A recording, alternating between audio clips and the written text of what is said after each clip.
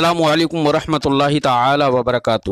مرکز اہل سنت جامعہ رضویہ منظر اسلام کے یوٹیوب چینل ہم سبق درس نظامی میں آپ کا خیر مقدم ہے۔ پیارے بچوں، جنہوں نے اب تک ہمارے چینل کو سبسکرائب نہیں کیا ہے وہ ضرور سبسکرائب کر لیں اور بیل آئیکن یعنی گھنٹی بھی بجا دیں تاکہ ہر ویڈیو کی نوٹیفیکیشن اطلاع اپلوڈ کرتے ہی آپ تک پہنچ جائے، اور اپنے ساتھیوں سے بھی شیئر کریں، شیئر کرنا نہ بھولیں تاکہ ان کو بھی فائدہ حاصل کرنے کا موقع ملے، اور بات پسند آئے تو لائک بھی کیا کریں اور اپنے قلبی تأثر کو ضرور کمنٹ کر کے بتائیں۔ بسم اللہ الرحمن الرحیم۔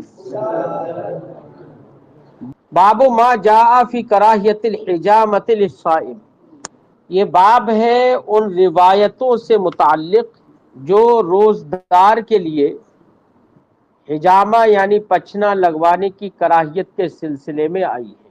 پہلے تو یہ سمجھا جائے کہ حجامہ کیا ہے۔ نبی کریم علیہ تحیۃ و تسلیم کے زمانے میں حجامہ کا مطلب تھا، حجامہ کا معنی تو فاسد خون کا نکالنا ہے۔ اس کے طریقے زمانوں کے لحاظ سے بدلتے رہے ہیں۔ نبی کریم صلی اللہ علیہ وسلم کے زمانے میں جسم سے فاسد خون نکالنے کا طریقہ یہ تھا کہ لوگ کچھ چیرا لگاتے تھے اور لگانے کے بعد منہ سے اس کو چوستے تھے، کھینچتے تھے فاسد خون کو۔ تو ظاہر بات ہے کہ ایک پچھنا لگانے والا شخص، اس کے منہ میں تو خون آئے گا۔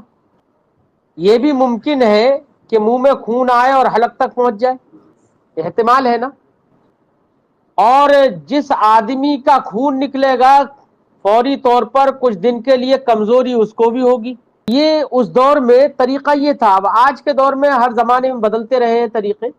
آج کے دور میں لوگ حجامہ کا کام جوکوں سے بھی کرواتے ہیں، جوکے لگا دیتے ہیں، وہ فاسد خون چوس لیتی ہیں۔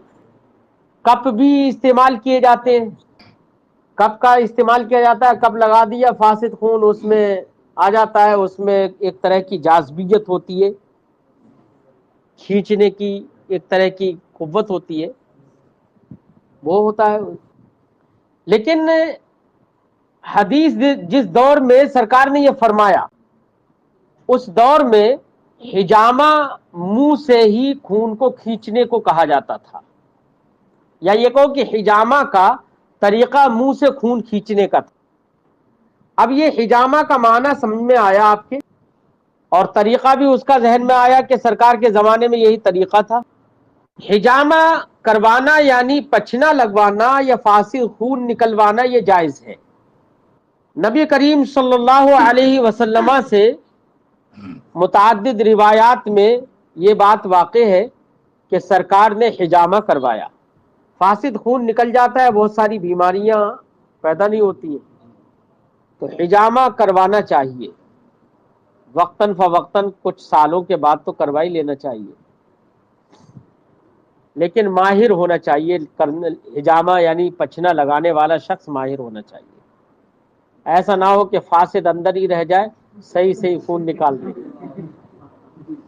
ایسا بھی تو ممکن ہے۔ اس لیے لائق آدمی سے ہی کام کروانا چاہیے۔ بہرحال حجامہ جائز ہے، پچھنا لگوانا، فاسد خون نکلوانا یہ جائز ہے۔ اب حجامہ جائز ہے کیوں؟ وجہ اس کی کہ فاسد خون نکل جائے گا، بیماریوں سے نجات ملے گی۔ اس سے ایک بات یہ بھی سمجھ میں آ جاتی ہے کہ اگر کسی شخص کے اندر، کچھ لوگ ایسے بھی ہوتے ہیں جن کے اندر خون بہت زیادہ بنتا ہے، اگر وہ خون نہیں نکلوائیں تو ان کے جسم میں طرح طرح کی پریشانیاں پیدا ہونے لگتی ہیں۔ تو کچھ لوگوں کا خون نکلوانا یہ مجبوری بھی ہے، تو ایسے لوگ جو مہینے 2 مہینے میں خون نکلوانا جن کی مجبوری ہے، پریشانی کے پیش نظر نکلواتے ہیں، ان کے لیے بھی اس روایت سے یا اس مفہوم سے جواز فراہم ہوتا ہے کہ ضرورت پڑنے پر خون نکلوایا جا سکتا ہے۔ اب آپ کہیں کہ خون نکلوا کر دوسرے کو چڑھوانا، تو بیٹا ڈونیٹ کرنا جسے کہتے ہیں، خون نکلوایا اور دوسرے کو چڑھوایا، یہ ناجائز ہے، یہ حرام ہے، کیونکہ جزو انسانی سے استفادہ کرنا یہ جائز نہیں ہے، اور یہ بھی یقین نہیں ہے کہ جس کو خون دیا جا رہا ہے اس کو اس سے شفا ہی ملے گی، یہ بھی یقین نہیں ہے۔ اس لیے شریعت مطہرہ کا نظریہ یہی ہے کہ خون کو ڈونیٹ کرنا، دوسرے کو دینا کہ وہ دوسرا اپنے جسم کے اندر چڑھوائے، یہ کرنا جائز نہیں ہوگا، لیکن مطلقاً خون نکلوانا یہ جائز ہوگا کہ جو حجامہ کی علت ہے اس سے سمجھ میں آ رہا ہے۔ اب مسئلہ یہاں پر باب میں کیا ہے وہ مسئلہ کی طرف چلتے ہیں کہ کوئی شخص روزدار ہے، تو روزدار شخص سے روزہ کی حالت میں پچنا لگوائے تو یہ جائز ہے یا نہیں؟ کیا اس سے روزے پر کوئی فرق پڑے گا یا نہیں؟ اس سلسلے میں ائمہ کرام کا اختلاف ہے۔ امام مالک ہو یا امام شافعی اور یا احناف، تمام ائمہ یہ اس بات کے قائل ہیں کہ پچنا لگوانا بھی جائز ہے، اور روزے کی حالت میں بھی پچنا لگوانا، حجامہ کروانا، اس میں کوئی کراہت نہیں ہے، کوئی قباحت نہیں ہے، یہ جائز۔ ان کے نزدیک نہ روزہ ٹوٹے گا نہ ہی روزے میں کوئی کراہت آئے گی۔ اس کے برخلاف امام احمد اور امام اسحاق اس بات کے قائل ہیں کہ روزے کی حالت میں اگر کسی نے پچنا لگوایا، حجامہ کروایا، تو اس شخص کا روزہ ٹوٹ جائے گا۔ کیا؟ اس شخص کا روزہ ٹوٹ جائے گا۔ بلکہ ان لوگوں نے تو اس حد تک تشدید کی، کہا کہ روزہ ٹوٹ ہی نہیں جائے گا بلکہ کفارہ یا قضا بھی لازم ہو جائے گا، اور بعض ائمہ اس بات کی طرف گئے کہ روزہ تو ٹوٹے گا لیکن کفارہ یا قضا لازم نہیں ہوگی۔ قضا تو لازم ہوگی، جب روزہ ٹوٹے گا، کفارہ لازم نہیں ہوگا۔ اور بعض ائمہ جیسے کہ اس میں محمد ابن سیرین ہے، مسروق ہے، حسن ہے، اور کچھ ائمہ اس بات کی طرف گئے، کچھ صحابہ کرام کا بھی یہی نظریہ ہے کہ روزے کی حالت میں اگر کسی نے حجامہ کروایا تو اس کا روزہ مکروہ ہوگا، روزہ ٹوٹے گا نہیں، کراہت کے قائل ہے۔ تو ہمارے اس بیان کے مطابق ائمہ کے نظریات چار آئے۔ جو لوگ یہ کہتے ہیں کہ روزہ ٹوٹ جائے گا اور اس پر قضا لازم ہوگی، انہوں نے اس حدیث پاک کے ظاہر سے استدلال کیا جس میں نبی کریم صلی اللہ علیہ وسلم نے ارشاد فرمایا، افطر الحاجم والمحجوم۔ حاجم یعنی پچنا لگانے والا شخص، محجوم جو پچنا لگوا رہا ہے، دونوں کا روزہ ٹوٹ گیا۔ افطر الحاجم والمحجوم، یہ حدیث پاک کے الفاظ ہیں۔ تو ان الفاظ حدیث کی بنا پر ان ائمہ نے کہا کہ روزہ ٹوٹ جائے گا اور اس پر قضا بھی لازم ہوگی۔ ظاہر الفاظ یہی بتا رہے۔ ائمہ احناف، امام مالک، امام شافعی اور کچھ ائمہ کرام اس بات کے قائل ہیں کہ حجامہ کروانے میں حالت روزہ میں کوئی حرج نہیں ہے۔ دلیل وہ روایتیں ہیں کہ جن میں یہ ہے کہ نبی کریم صلی اللہ علیہ وسلم نے حجامہ کروایا، احتجم رسول اللہ صلی اللہ علیہ وسلم وہو صائم، ایک روایت میں وہو محرم، سرکار حالت احرام میں ہے، روزے کی حالت میں ہے، اور نبی کریم صلی اللہ علیہ وسلم نے حجامہ کروایا۔ اگر روزہ ٹوٹ جائے تو سرکار حجامہ روزہ کی حالت میں کیسے کرواتے؟ تو یہ حدیث ائمہ احناف، امام شافعی، امام مالک کی مستدل ہے۔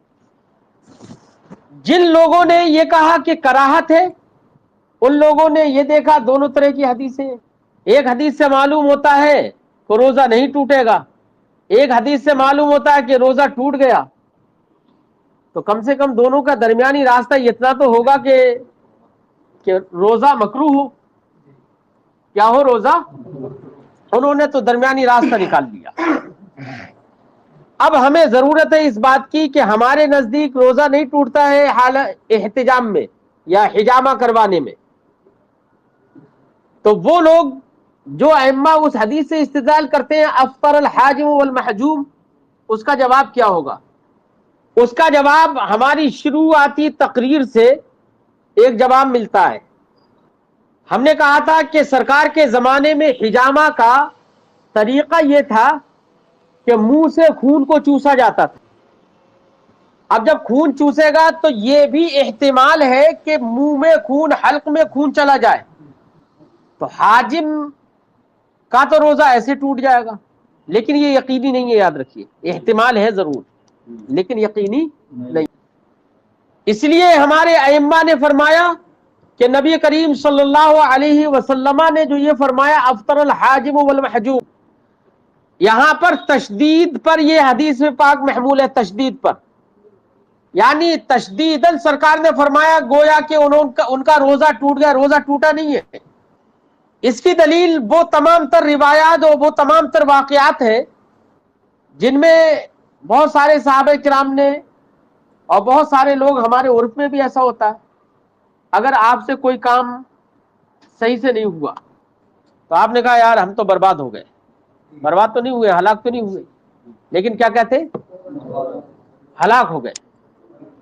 گویا کہ ایک احتمالی چیز جس میں احتمال تھا کہ روزہ ٹوٹ سکتا ہے، لیکن اس کو تشدیداً پہلے ہی کہہ دیا کہ روزہ ٹوٹ گیا، تشدیداً، تشدید پر محمول ہے یہ۔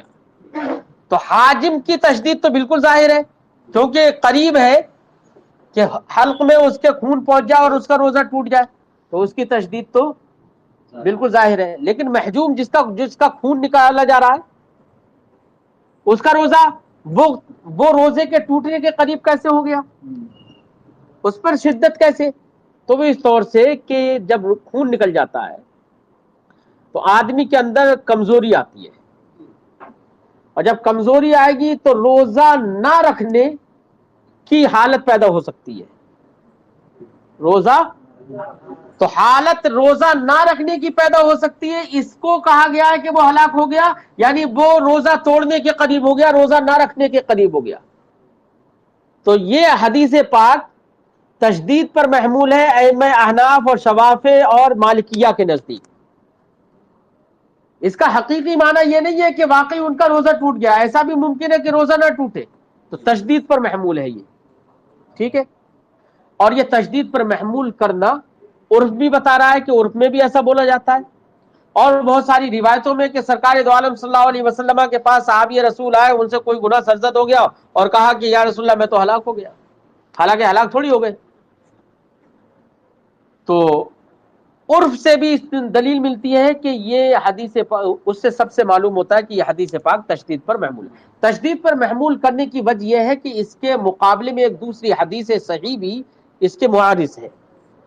اگر دونوں حدیثیں اگر تطبیق کی صورت نہ نکالے تو تعارض لازم آ جائے گا، اس لیے تعارض کی صورت میں سب سے پہلا طریقہ یہی ہے کہ کوئی تطبیق کی صورت نکالی جائے۔ اگر تطبیق کی صورت نہیں نکلتی تو پھر آگے بڑھتے نص وغیرہ کو دیکھتے، تو تطبیق کی صورت نکل آتی ہے، اس لیے ائمہ احناف نے تو یہ تطبیق دی، شوافع نے اور مالکیہ نے یہ کہا کہ یہ تشدید پر محمول ہے۔ امام طحاوی علیہ رحمت و رضوان نے شرح معانی الاثار میں فرمایا کہ افطر الحاجم والمحجوم جو حدیث ہے، اس حدیث میں الحاجم والمحجوم سے مطلقاً کوئی بھی حجامہ کرنے والا اور کروانے والا مراد نہیں ہے۔ یہاں پر الحاجم والمحجوم میں الف لام عہد کا ہے، عہد کا، تو انہوں نے فرمایا کہ اصل میں ایک نبی کریم صلی اللہ علیہ وسلم کے پاس ایک معاملہ جس میں حاجم و محجوم کا ذکر تھا، اور حاجم و محجوم وہ ایک دوسرے کی غیبت کر، تو غیبت کرنے کی بنا پر ان کا جب معاملہ آیا سرکار کے بارگاہ میں، اس وقت سرکار نے فرمایا افطر الحاجم والمحجوم، حاجم اور محجوم کا روزہ ٹوٹ گیا ہے، تو تشدید پر محمول، لیکن غیبت سے روکنے کے لیے نبی کریم صلی اللہ علیہ وسلم نے فرمایا ہر حاجم و محجوم کے سلسلے میں یہ حکم نہیں ہے، بلکہ وہی دو غیبت کرنے والے لوگ، جیسے کہ ایک دوسری روایت میں ہے افطر الحاجم والمحجوم وہما یغتابان، اس حال میں کہ وہ غیبت کر رہے ہیں. دوسری ایک روایت میں ہے بھی یہ. تو یہاں پر افطر الحاجم والمحجوم سے مراد الف لام عہد خارجی کا ہے، تو ہر ایک کے لیے یہ حکم نہیں ہوگا. امام طحاوی نے شرح معانی الاثار میں یہ فرمایا. احناف اور شوافع اور مالکیہ جس بات کے قائل ہیں، ان کے نزدیک یہ حدیث تشدید پر محمول. ورنہ تو ان حدیثوں کا جواب کیا ہوگا جن احادیث میں صاف صاف الفاظ میں ہے کہ سرکار نے روزے کی حالت میں احتجام فرمایا، حجامہ کروایا، کیا ان کا جواب پھر اس طریقے سے یہ جواب دیا گیا. ذہن بات آ گئی. جنہوں نے ظاہر احادیث افطر الحاجم والمحجوم کا قول مطلب ظاہر الفاظ کو دیکھا، انہوں نے کہا روزہ ٹوٹ گیا. جنہوں نے دوسری احادیث کو بھی دیکھا تو انہوں نے تطبیق کی صورت نکالی تو انہوں نے کہا کہ یہ تشدید پر محمول ہے. ایک صریح حدیث بھی موجود ہے اس بات پر کہ حجامہ مطلب قولی حدیث. ایک تو سرکار کا ہم نے عمل بتایا کہ سرکار نے روزے کی حالت میں احتجام فرمایا. ایک صریح قولی حدیث ہے جس میں یہ ہے ثلاث لا یفطرن الصائم، تین چیزیں روزے دار کا روزہ نہیں توڑتی. اس میں ذکر ہے الحجامہ، القے والاحتلام. حجامہ روزے کو نہیں توڑتا، قے بھی روزے کو نہیں توڑتی، احتلام بھی روزے کو نہیں توڑتا. جو لوگ یہ کہتے ہیں کہ روزہ ٹوٹ گیا حجامہ کی بنا پر، تو ان کے نزدیک احتلام سے تو روزہ نہیں ٹوٹتا ہے. آدمی سو رہا ہے احتلام ہو گیا، روزہ نہیں ٹوٹا، ان کے نزدیک بھی نہیں ٹوٹتا ہے. تو جب احتلام روزہ نہیں توڑ رہا ہے تو ایک روزہ نہیں توڑ رہا اور دوسری چیز روزہ توڑے، یہ کیسے ہو سکتا ہے؟ اس لیے تردن للباب تینوں باتوں کا حکم برابر ہے کہ روزہ نہیں توڑیں گے. لہذا اس حدیث صریح کی بنا پر بھی تطبیق کی ضرورت ہے، اس لیے احناف نے تشدید پر بات سمجھ میں آ گئی. اب ترجمہ لگاتے ہیں. باب ما جاء فی کراہیت الحجامہ للصائم، یہ باب ہے ان روایتوں سے متعلق جو روزدار کے لیے حجامہ کی کراہیت کے سلسلے میں آئی ہے. حدثنا محمد بن رافع نیشابوری نے بیان کی، اور محمود ابن غیلان نے اور یحییٰ ابن موسیٰ نے قالو ان تینوں حضرات نے کہا اخبرنا عبد الرزاق، ہمیں خبر دی عبد الرزاق نے، وہ روایت کرتے ہیں معمر سے، وہ روایت کرتے ہیں یحییٰ ابن ابی کثیر سے، وہ روایت کرتے ہیں عن ابراہیم ابن عبداللہ عن ابراہیم، وہ روایت کرتے ہیں ابراہیم بن عبداللہ بن قارث سے، وہ روایت کرتے ہیں عن سائب ابن یزید سے، عن رافع ابن خدیج، اور وہ روایت کرتے ہیں رافع ابن خدیج سے، عن النبی صلی اللہ علیہ وسلم، وہ روایت کرتے ہیں رسول کریم صلی اللہ علیہ وسلم سے. قال، سرکار نے فرمایا افطر الحاجم والمحجوم، حاجم اور محجوم کے روزے ٹوٹ گئے. تفصیلی گفتگو ہم کر چکے.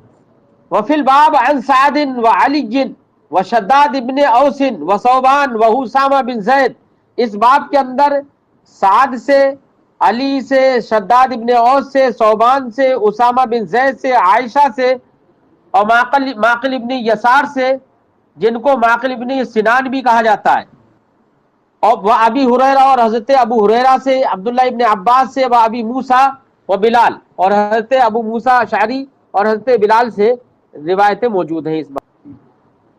قال ابو عیسیٰ، امام ترمذی فرماتے ہیں حدیث رافع ابن خدیج حدیث حسن صحیح. رافع ابن خدیج کی حدیث جو ہم نے ذکر کی ہے یہ حدیث حسن صحیح ہے. وذکر عن احمد ابن حنبل انہ قال اصح شیء فی هذا الباب حدیث رافع ابن خدیج. حضرت احمد ابن حنبل سے مذکور ہے کہ انہوں نے یہ کہا کہ اس باب میں سب سے صحیح حدیث رافع ابن خدیج کی حدیث ہے جس کو ہم نے ذکر کیا، اسی سے انہوں نے استدلال بھی کیا اس بات پر کہ روزہ ٹوٹ جائے گا اور قضا لازم ہوگی۔ وذکر عن علی ابن عبداللہ، تو حضرت احمد ابن حنبل نے یہ کہا، ان کا مذہب وہی ہے، انہوں نے اسی کو ہی ترجیح دی۔ اور علی ابن عبداللہ سے روایت ہے انہ قال اصح شیء فی ھذا الباب حدیث ثوبان، کہ انہوں نے کہا کہ اس باب میں سب سے صحیح حدیث ثوبان اور شداد ابن اوس کی حدیث ہے۔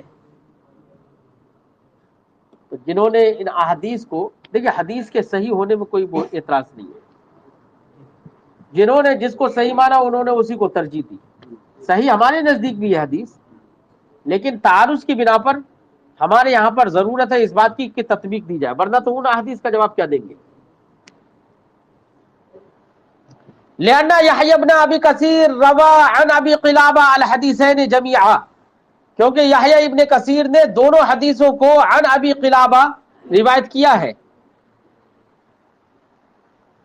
حدیث ثوبان و حدیث شداد ابن اوس، دونوں حدیثوں کو، ثوبان کی حدیث کو بھی اور شداد ابن اوس کی حدیث کو بھی، دونوں حدیثوں کو عن ابی قلابہ روایت کیا ہے۔ تو انہوں نے ثوبان اور شداد ابن اوس کی حدیث کو زیادہ صحیح قرار دیا اور کہا بہرحال دونوں حدیثیں، چاہے وہ ہوں یا یہ، دونوں طرح کی حدیثوں سے مفہوم یہ ہے افطر الحاجم والمحجوم۔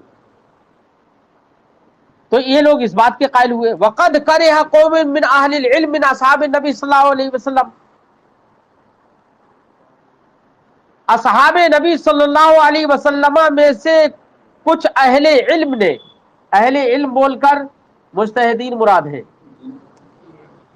ورنہ تو صحابہ کرام تو تمام ہی مسائل فقہیہ کا علم رکھتے تھے، اپنی عربیت کی بنا پر بھی۔ مراد ہے اس سے اہل اجتہاد، اور تمام صحابہ کرام مجتہدین نہیں تھے، یاد رکھیے۔ وقد کرہ قوم من اہل العلم من اصحاب النبی صلی اللہ علیہ وسلم، نبی کریم صلی اللہ علیہ وسلم کے اصحاب سے کچھ اہل علم لوگوں نے مکروہ قرار دیا احتجام، حجامہ کروانا، صحابہ میں سے وغیرہم، اور ان کے علاوہ ان کے بعد والے ائمہ مجتہدین میں سے کچھ نے مکروہ قرار دیا کس کو؟ الحجامہ للصائم، روزدار کے لیے حجامہ کروانا مکروہ قرار دیا۔ حتی ان بعض اصحاب النبی صلی اللہ علیہ وسلم، اسی وجہ سے بعض اصحاب نبی صلی اللہ علیہ وسلم نے احتجم باللیل منہ، احتجم باللیل، حجامہ کروایا رات میں، دن میں نہیں کروایا، کراہت محسوس کی، کراہت جانتے تھے تبھی تو نا۔ ایسے اصحاب میں سے منہم ابو موسیٰ الاشعری، انہی میں سے حضرت ابو موسیٰ اشعری ہے، وہ ابن عمر اور حضرت عبداللہ ابن عمر ہے، یہ دن میں انہوں نے حجامہ نہیں کروایا، رات میں کروایا۔ اس کا مطلب کیا ہے کہ دن میں پسند نہیں کرتے تھے۔ وبہذا یقول ابن المبارک، اسی کراہت کے قول ہی کی طرف حضرت عبداللہ ابن مبارک اور دیگر کچھ ائمہ کرام گئے ہیں جن کا ہم نے ذکر ابتدائے تقریر میں کیا تھا۔ قال ابو عیسیٰ، امام ترمذی فرماتے وسمعت اسحاق ابن منصور، میں نے اسحاق ابن منصور کو یقول کہتے ہوئے سنا، قال عبد الرحمن ابن مہدی، وہ کہتے ہیں کہ عبد الرحمن ابن مہدی نے کہا من احتجم وهو صائم فعليه القضاء، جس نے حجامہ کروایا اور وہ روزہ دار ہے، فعليه القضاء، تو اس پر قضا لازم، یہ روزہ ٹوٹے گا تبھی تو قضا لازم ہوگی نا۔ وقال اسحاق ابن منصور، اور اسحاق ابن منصور نے کہا وہکذا قال احمد ابن حنبل، یہ قول ماقبل نے جو ذکر کیا عبد الرحمن ابن مہدی کا، اور کہا کہ اسی طریقے کا قول کس کا ہے؟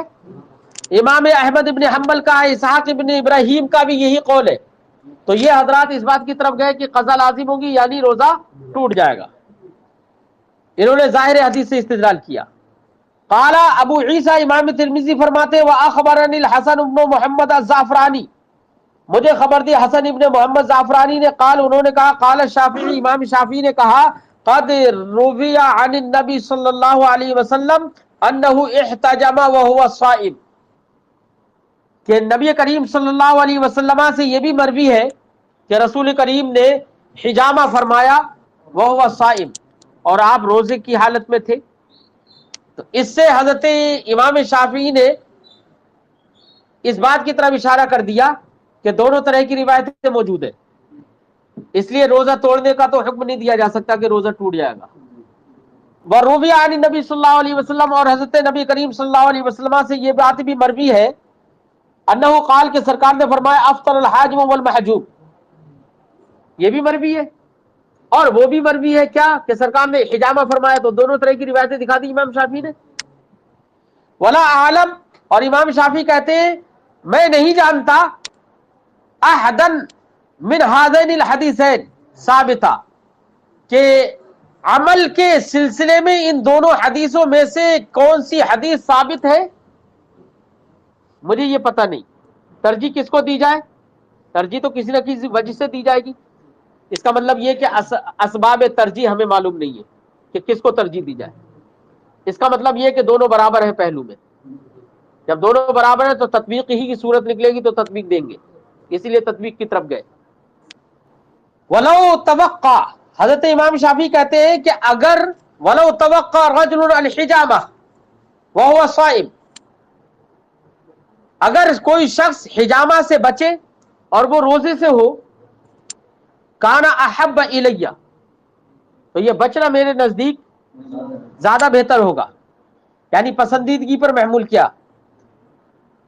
وَإِنِ احْتَجَمَ، اور اگر اس نے پچنا لگوایا، حجامہ کروا لیا، وَهُوَ صَائِمٌ لَمْ أَرَ ذَلِكَ أَن يُفَطِّرَهُ یا أن يُفْطِرَهُ، تو میرا نظریہ یہ نہیں ہے کہ یہ حجامہ کروانا اس کا روزہ توڑ دے گا، اور یہی امام اعظم رضی اللہ تعالیٰ عنہ کا بھی قول ہے کہ روزہ نہیں ٹوٹے گا۔ بچنا تو چاہیے، اگر بچ سکتا ہے تو کوئی حرج نہیں ہے، لیکن بچنے کی جو کراہت کی، جو بچنے کی بات ہے، یہ اس دور میں جب حجامہ ہوتا تھا تو میں نے آپ کو بتایا تھا کہ اس کا طریقہ الگ تھا، اس لیے وہاں تو بچنا بھی چاہیے۔ ظاہر بات ہے کہ جب احتمال ایک چیز کا ہے، روزہ ٹوٹنے کا احتمال بھی ہے، تو بچنا چاہیے اس میں۔ لیکن آج کے زمانے میں ہمارے یہاں پر جو حجامہ ہوتا ہے، یہاں پر تو وہ کراہت بھی پیدا نہیں ہوگی، کیونکہ یہاں تو کوئی مطلب ہی نہیں ہے۔ ہاں محجوم کے لیے یہاں پر بھی کمزوری کا سبب بن سکتا ہے، تو بچنا چاہیے کہ روزے کی حالت میں حجامہ نہ کروائے، بہتر تو یہی ہوگا۔ قال ابو عیسیٰ، امام ترمذی فرماتے ہیں ہاکذا کان قول الشافعی ببغداد، یہی قول تھا امام شافعی کا بغداد میں، وہ مصر، اور مصر میں بھی یہی قول تھا۔ یعنی امام شافعی کے عام طور سے بیٹا دو قول ہوتے ہیں۔ آپ جب عراق میں رہے، بہت سارے مسائل میں امام شافعی کے دو قول ملتے ہیں، کیونکہ امام شافعی عراق میں بھی رہے ہیں، مصر میں بھی رہے ہیں، اور مدینہ منورہ میں بھی رہے ہیں۔ آپ کا عراق میں جب رہے تو قول کچھ، اکثر مسائل میں ایسا ہے کہ قول کچھ اور ہے، اور مدینہ منورہ پہنچے تو قول کچھ اور کیا، حالات دیکھتے ہوئے بدل دیے، مطلب اپنا قول، اپنا نظریہ بدل دیا۔ یہاں پر یہ کہ بغداد میں تھے تب بھی یہی قول تھا، مصر میں تھے تب بھی یہ قول تھا، لیکن یہاں پر اما لکھا ہوا ہے، تو اس کا مطلب یہ ہے کہ بغداد میں تھے تو اس وقت ان کا قول غالباً روزے کے توڑنے کا تھا، اور مصر میں جب پہنچے تو آپ کا قول روزہ نہ توڑنے والا قول ہوا، لیکن اس کی صراحت ملی نہیں ہے، اس لیے میں نے کہا کہ یہاں پر ممکن ہے کہ اما یہ ناسک کی غلطی سے ہو۔ قال ابو عیسیٰ، امام ترمذی نے کہا ہاکذا کان قول الشافعی، یہی امام شافعی کا قول تھا بغداد میں، وہ اما بی مصر، رہا مصر میں، اما کے ذریعے سے جو لکھا ہوا ہے وہی پڑھ لیتے، اما بی مصر، رہا مصر میں، فمال الی الرخصہ، تو وہ رخصت کی طرف مائل ہو گئے، اس کا مطلب بغداد میں رخصت کی طرف مائل نہیں تھے۔ ولم یرا بالحجامہ بأسا، اور پھر بعد میں انہوں نے حجامہ کروانے میں کوئی حرج نہیں دیکھا۔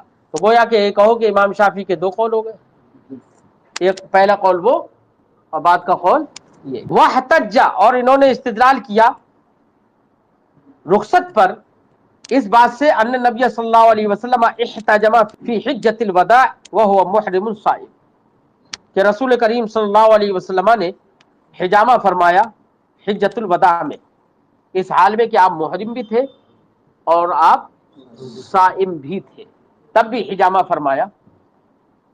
اس حدیث پاک کی بنا پر امام شافعی مائل ہوئے کس کی طرف؟ کہ رخصت ہے۔ اب امام ترمذی آگے جو باب باندھ رہے ہیں اس باب میں وہی روایتیں ذکر کریں گے جن کی بنا پر رخصت معلوم ہوتی ہے کہ حجامہ کروانے میں کوئی حرج نہیں ہے۔ مفہوم باب تو ہم بتا چکے ہیں، ترجمہ لگانے کو رہ گیا ہے، ترجمہ انشاءاللہ اگلے سبق میں لگاتے ہیں۔